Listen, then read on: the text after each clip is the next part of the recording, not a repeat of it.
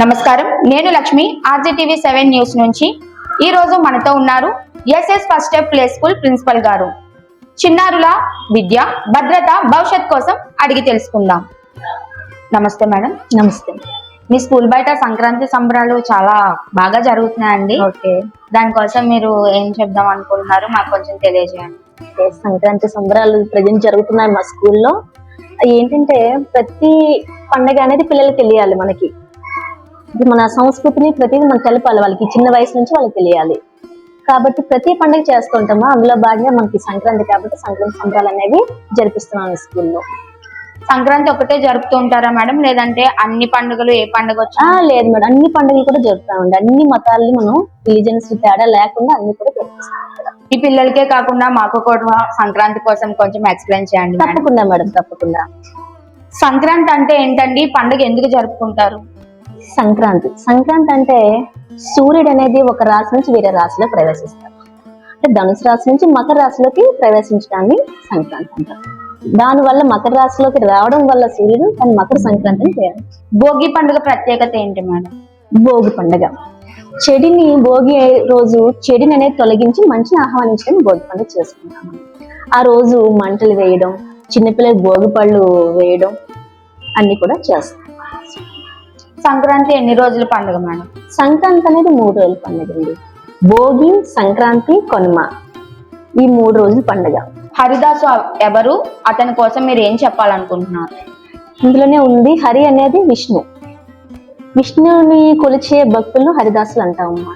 హరిదాసులు చూసుకున్నట్లయితే మనకి ధనుర్మాసము తెల్లవారుజామున ఒక అక్షయ పాత్రని తల మీద పెట్టుకొని చేతులతో భజన చేసుకుంటూ హరినామ సంకీర్తనలన్నీ కీర్తిస్తూ వెళ్తూ ఉంటారు వాళ్ళు. అతను విష్ణువు యొక్క సంకీర్తనలు, అతని యొక్క కథలు ఒక పాట రూపంలో గానం చేస్తూ ఉంటారు. ఆయన పేద ధనిక తేడా లేకుండా ప్రతి ఇంటి ముంగిటి నుంచి వెళ్తూ ఉంటారు. ఎవరు తగిన వాళ్ళు కానుకలు సమర్పించుకుంటారు. అంటే కొంతమంది బియ్యం, కాయగూరలు, కొంతమంది పళ్ళు సమర్పిస్తారు. అలాగే హరిదాస్ గారు వాళ్ళకి భక్తులకి దీవెనలు అందించేస్తారు. సంక్రాంతి పండుగలో రైతుల పాత్ర ఏంటండి? సంక్రాంతి పండుగ అంటేనే రైతుల పండుగ అండి. ఇది ఎందువల్ల అంటే ఈ టైంలో రైతుకి చేతికి వచ్చే టైము. దానికి కృతజ్ఞతగా దేవుడి కృతజ్ఞతగా ఈ పండుగ అనేది జరుపుకుంటారు రైతులందరూ కూడా. అలాగే కనుమ కూడా పశువుల పండుగ. ఈ పశువులన్నిటిని కూడా గోవుని ఆ రోజు పూజించడం, అలాగే మిగతా పశువుల్ని అలంకరించి వాటిని పూజించడం, అవన్నీ కూడా కనుమ రోజు చేస్తారండి. పాడి పంటల పండుగ కనుమ. సంక్రాంతి పండుగ మనకి ఏం నేర్పిస్తుందండి? సంక్రాంతి పండుగ చూసుకున్నట్లయితే చాలా దూరం నుంచి ఉన్న ప్రజలంతా కూడా తన సొంత గ్రామాలకు వస్తారండి. ఆ రోజు సొంత గ్రామాలకు వచ్చి తేడా లేకుండా ఆత్మీయత బంధాలతో, అనుబంధాలతో, స్నేహ భావంతో, సోదర భావంతో అందరూ కలిసి మెలిసి ఈ పండుగని సెలబ్రేషన్ చేసుకుంటారు. అందరూ కూడా జరుపుకుంటారు. అది మాత్రం ఆత్మీయతను నేర్పిస్తుందండి మనకి సంక్రాంతి పండుగ మాత్రం. ప్లే స్కూల్ పిల్లలకి మీరు ఎటువంటి సందేశాలు ఇస్తారండి? మీ ద్వారా నేను పేరెంట్స్ కూడా చెప్పాలనుకుంటున్నానండి. యాక్టివిటీస్ ద్వారా మాత్రం నేను చెప్పగలుగుతున్నాను పిల్లలకి. అదే పేరెంట్స్ పాత్ర కూడా మీది కూడా ఇంపార్టెంట్ అనండి. ఎందువల్లంటే ఈ గ్రామాల్లోకి వెళ్తారు. ఇప్పుడు హరిదాసులు, గంగిరెద్ది వాళ్ళు మరియు జంగమ దేవర్లు వీళ్ళందరూ కూడా గ్రామాల్లో కనిపిస్తారు. వీళ్ళు పిల్లలకి చూపించండి. చూపించిన తర్వాత మీకు తగిన దాన ధర్మాలు వాళ్ళకి చేయండి. ఈ టైంలో మనం హెల్ప్ చేసినట్లు ఉంటుంది వాళ్ళకి. వాళ్ళ నుంచి బ్లెస్సింగ్స్ అనేవి పిల్లలకి అందజేయండి. అలాగే మన ఇంట్లో ఉన్న పెద్దవాళ్ళు వాళ్ళ బ్లెస్సింగ్స్ కూడా పిల్లవాళ్ళకి అందజేయండి. సంక్రాంతి అంటే ఏం తెలియజేయండి మన పిల్లలకి అందరూ. అయితే ఈ సంక్రాంతి సమయంలో ఎటువంటి వంటకాలు వండుతారు అంటే పిండి వంటలు వండుకుంటాం అమ్మ.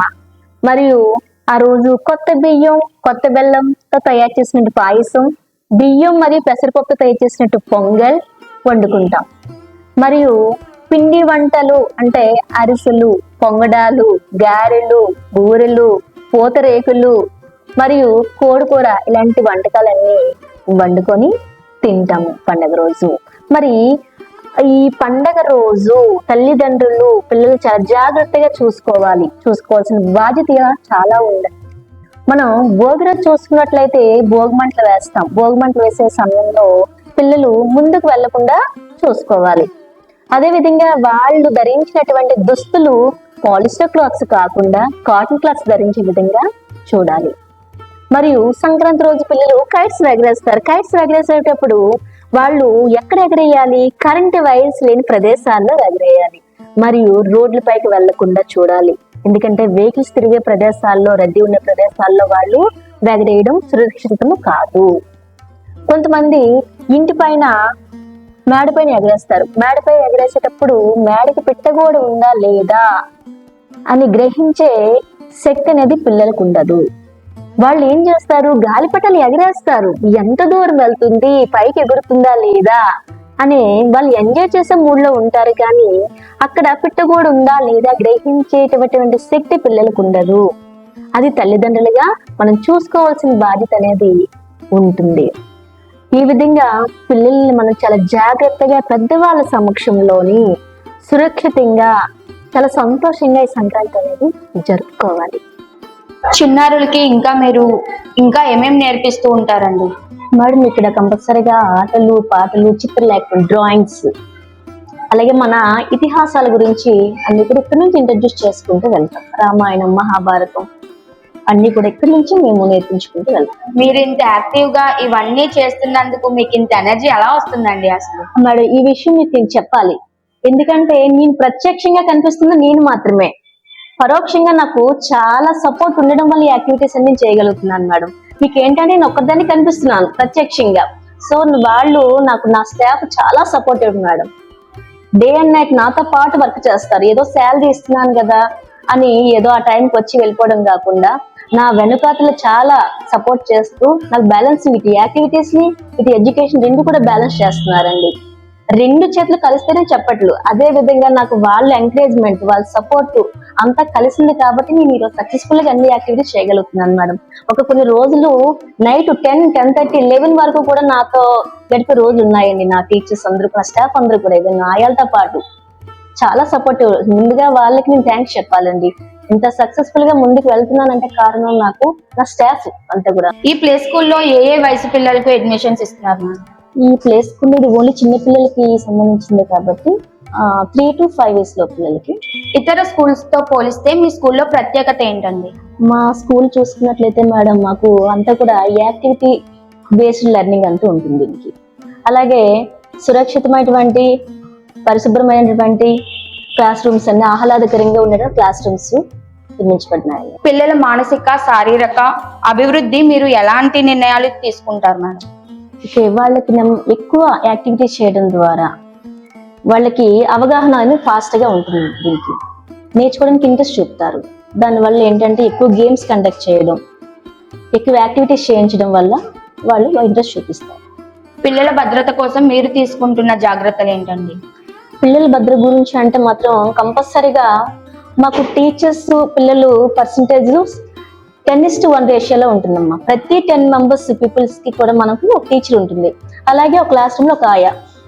ఆ 10 మెంబర్స్ కూడా వాళ్ళంతా కూడా సంరక్షిస్తారు.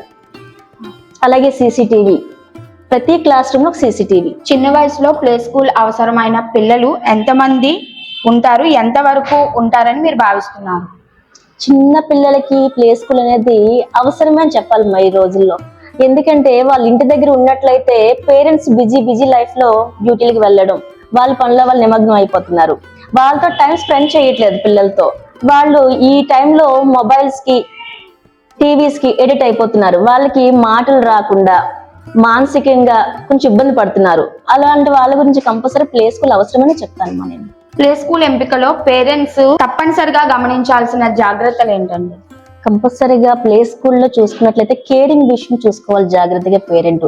అక్కడ అంతా కూడా పిల్లల్ని మా దగ్గరికి పంపిస్తున్నప్పుడు ఎంత కేరింగ్ అవసరం అని వాళ్ళు చూసుకోవాలి. అక్కడ శుభ్రంగా పరిశుభ్రత ఉందా లేదా, అలా క్లాస్ లో స్ట్రెంత్ ఎక్కువైనా ఇబ్బంది, చిన్న పిల్లలు కదా, అది టీచర్ స్ట్రెంత్ ఇదంతా కూడా వాళ్ళు చూసుకొని జాయిన్ చేయాలి. మన దగ్గర main caring and hygiene. Playway method ఎంతవరకు పిల్లలకి ఉపయోగపడుతుందండి? ప్లేవే మెథడ్ అనేది పిల్లలకి చాలా ఉపయోగపడుతుందండి. పిల్లలని ప్లేవే మెథడ్ లో వాళ్ళు కానీ వచ్చినట్టు చూసినట్లయితే చాలా ఆసక్తికరంగా నేర్చుకుంటారు. వాళ్ళు మర్చిపోకుండా ఉంటారు ఆ మెథడ్ లో నేర్చుకోవడం వల్ల. సో ప్లేవే మెథడ్ అనేది కంపల్సరీ ఉంటే బాగుంటుంది. మీరు చేస్తున్న ఈ యాక్టివిటీస్ అన్ని ఇక్కడ జరుగుతున్నాయి మేడం, అవన్నీ పేరెంట్స్ వరకు ఎలా గ్యాదర్ అవుతున్నాయండి?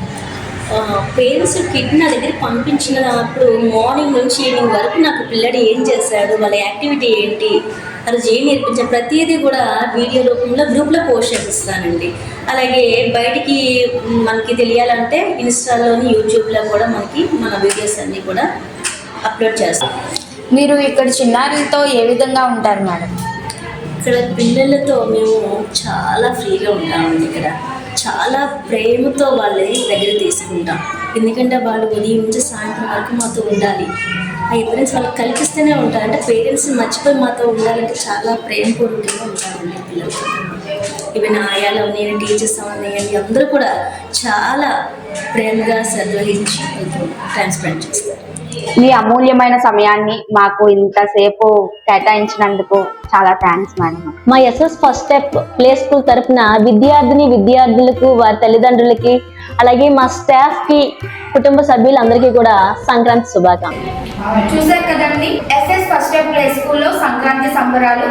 అదే విధంగా మా RCTV 7 న్యూస్ ఛానల్ నుంచి కూడా మీకు సంక్రాంతి శుభాకాంక్షలు.